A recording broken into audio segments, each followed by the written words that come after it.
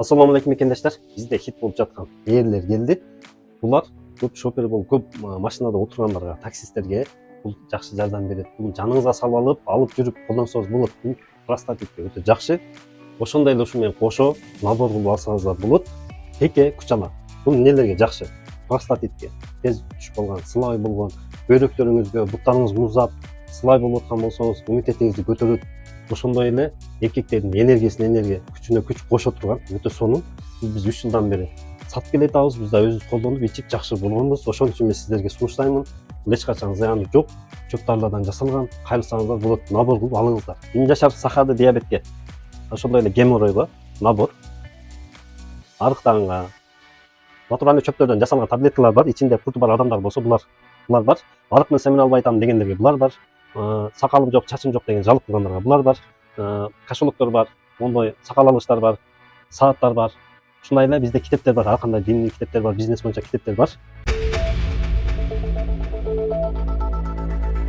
Камчы Көлбаевдин кудасы делген Рустам Турдиев камалды. Улуттук коопсуздук боюнча мамлекеттик комитеттин өтүнүшү менен Рустам Турдиев 4 декабрга чейин камакка алынды. Бул тууралуу маалыматты бүгүн 9 октябрда Бишкектин 1 май райондук сотунан тастыкташты. Маалым болгондой Турдиев атайын кызматтын тергөө абагында кармалат. Ал кылмыш жаза кодексинин уюшкан топту түзүү же ага катышуу беренесинин уюшкан топко катышуу бөлүгүнүн негизинде шек саналып жатат. Айрым жергиликтүү басылмалар Рустам Турдиев Камчы Көлбаевдин кудасы экенин жазып чыгышты. Андагы маалыматтарга караганда Турдиевдин уулу 2 жыл мурда Көлбаевдин кызына үйлөнгөн. Эскерте кетсек, 4 октябрда Бишкекте мыйзамдагы уур аталган Камчы Көлбаев УКМК тарабынан өлтүрүлгөн. Анын сөөгү 5 октябрь күнү Чолпон Ата шаарында жерге берилген. Булак супер кежи. Москва шаарында көп кабаттуу үйдүн 6 кабатынан кулаган кыргыз жараны Бишкекке алып келинди. Бул тууралуу Эмгек министрлигинен билдиришти. Министрликтен кабарлашкандай, ал Бишкекке 9 октябрда Аэрономат авиакомпаниясы менен акысыз алып келинди. Кыз 14 сентябрда көп кабаттуу үйдүн 6 кабатынан кулап, оор жаракат менен тез жардам кызматы менен Демиховдун клиникалык ооруканасына жеткирилген. Кулап түшкөндүгүнүн себеби азырынча белгисиз. Болотбек кызы Мерим 14-29 сентябрда биринчи кезектеги дарылануусун алып шашылыш операция жасалды. Кийинки дарылоонун баасы 400 000 рубльга жакын болору белгилүү болду. Анын милдеттүү медициналык полиси болбогондуктан жана эмгек келишимин түзбөгөндүктөн социалдык төлөмдөр жүргүзүлгөн эмес. Ошондуктан Меримди үйүнө кайтуу маселеси чечилип жатканда Умай эни кайрымдуулук борборуна жайгаштырышкан. Министрлик аны Бишкек аэропортунан тез жардам бригадасы менен тосуп алып 4 шаардык ооруканага жайгаштыруу маселесин чечти деп жазылат маалыматта. Булак супер кежи.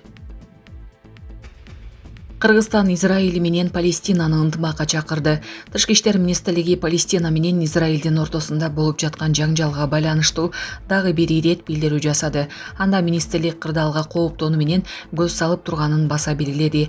Кыргыз Республикасы көптөгөн курмандыктарга жана кыйроолорго алып келген Израиль-Палестина жаңжалынын курчушуна кооптонуу жана тынчсыздануу менен көз салып турат. Тынчтыкты орнотуу, калкты коргоо жана жакынкы чыгыштагы кырдаалды турукташтыруу максатында тараптарды согуш аракеттерин токтотууга жана саясий дипломатиялык диалогду мүмкүн болушунча тезирээк баштоого чакырабыз деп жазылат билдирүүдө.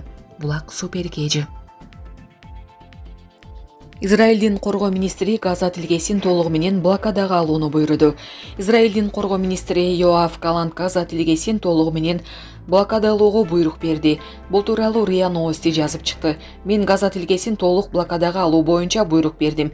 Электр жарыгы, тамак аш, газ жок, баары жабык дейт коргоо министрлигинин башчысы. Эске салсак, 7 октябрда эртең менен Израилге Газа тилкесин башкарган исламчыл Хамас кыймылы массалык ракеталык сокку урган. Буга жооп кылып Иерусалим антитеррордук железный меч операциясы башталган. Анын биринчи фазасы 8 октябрга караган түнү аяктаган. Чыр-чатактын күчөшүнүн натыйжасында израилдик тургундардын каза болгондордун саны 700дөн ашты. Палестинанын саламаттыкты сактоо министрлигинин акыркы маалыматы боюнча Израилдин Газа тилкесиндеги соккуларынан курман болгондордун саны 400дөн ашты. Палестиналык аскерлер 100дөн ашуун израилдикти, анын ичинде жогорку даражалуу аскер кызматкерлерин туткунга алышкан. Булак Назар Ньюс кежи. Токтоткула Камчыбек Ташиев криминалдар менен бизнесмендерге кайрылды. Улуттук коопсуздук боюнча мамлекеттик комитеттин төрагасы Камчыбек Ташиев мындан ары Кыргызстанда Крим чөйрөсү деген түшүнүк болбой турганын айтты. Социалдык тармактагы баракчасы аркылуу кайрылуусунда ал кимдир бирөөнү Крим чөйрөсүндөмүн деп коркуткандар болсо УКМКга кайрылууга чакырды. Урматтуу кыргызстандыктар, бизнесмендер, чет өлкөлүк инвесторлор, ресторандардын, базарлардын ээлери, базарларда отурган жарандар баарыңарга кайрылабыз. Кимде ким кылмыш дүйнөсүнүн мүчөлөрүнө акча берип жүргөн болсо, мындан ары токтоткула. Эгер дагы деле каржылоону улантап турган болсоңор, силер да жооп берип каласыңар. Криминалдар буга чейин көптөгөн бизнестерден, бизнесмендерден, керек болсо инвесторлордон акча алып жүргөндөрү, бирөөлөрдүн мүлктөрүн тартып алгандары аныкталып жатат. Кимде ким буга чейин жабыркаган болсоңор, УКМКга кайрылгыла. Эми барыңарга эскертебиз. Мындан ары Крим чөйрөсүнө бергендерди да Крим чөйрөсүмүн деп барып, кимдир бирөөлөрдү коркутуп, акча алгандарды да жазалайбыз. Мындан ары Кыргызстанда Крим чөйрөсү, Крим кассасы деген болбойт деп жазды Ташиев. Булак Супер Кежи.